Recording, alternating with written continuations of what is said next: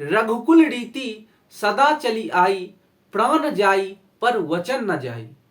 यह पंक्ति हिंदू धर्म के सबसे धार्मिक पुस्तक में से एक रामायण, जिसे हम रामचरितमानस के नाम से जानते हैं, उस बुक से ली गई है।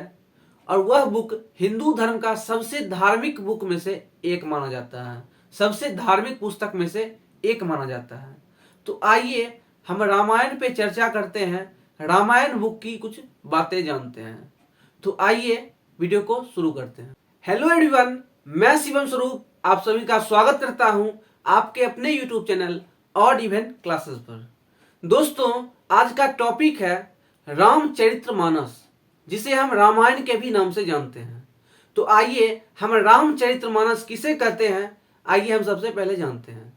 राम के चरित्र पर लिखी हुई किताब या फिर राम के चरित्र को वर्णन करने वाली किताब, जिसे हम रामायण के नाम से जानते हैं, उसे ही हम रामचरितमानस कहते हैं। रामचरितमानस, जो कि हम लोग जानते हैं कि हिंदू धर्म का सबसे महत्वपूर्ण बुक में से एक, सबसे धार्मिक बुक में से एक रामचरितमानस है, जिसे हम रामायण के भी नाम से जानते हैं।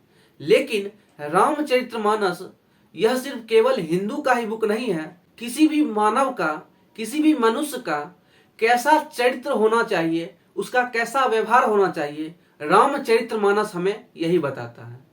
क्योंकि रामचरितमानस राम भगवान का पूरा चरित्र का वर्णन करता है कि राम भगवान का कैसा चरित्र था, कैसा उनका व्यवहार था।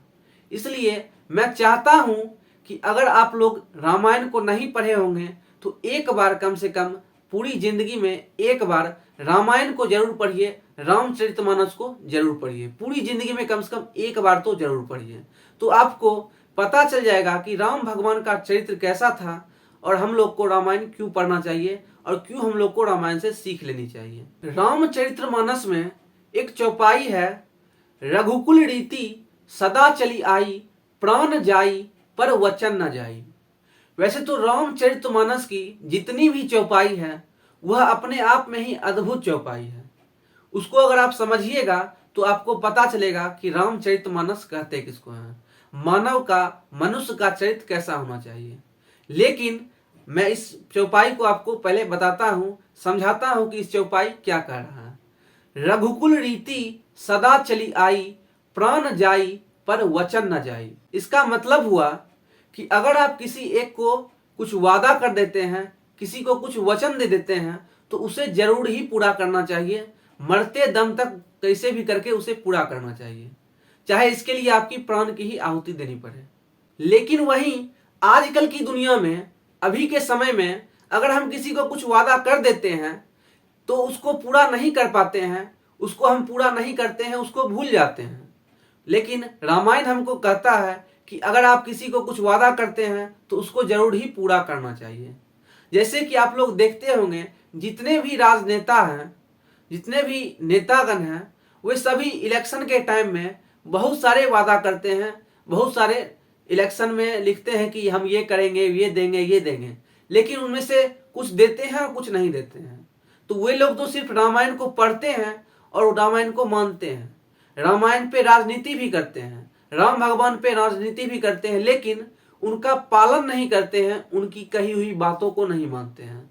जैसे कि राम भगवान का कहा है कि अगर आप किसी को कुछ वादा कर देते हैं तो उसको पालन कीजिए। लेकिन राजनेता लोग जो हैं, वह सिर्फ वोट लेने के लिए कुछ भी कह देते हैं, लेकिन करते कुछ नहीं है, वह सिर्फ बात करते हैं। अगर आप लोग मेरी बातों से सहमत हैं तो मेरे इस वीडियो को अपने दोस्तों के साथ जरूर शेयर करें, और मेरे चैनल पे अगर नए आए हैं तो मेरे चैनल को सब्सक्राइब कर दें और बेल आइकन दबाना बिल्कुल भी ना भूलें।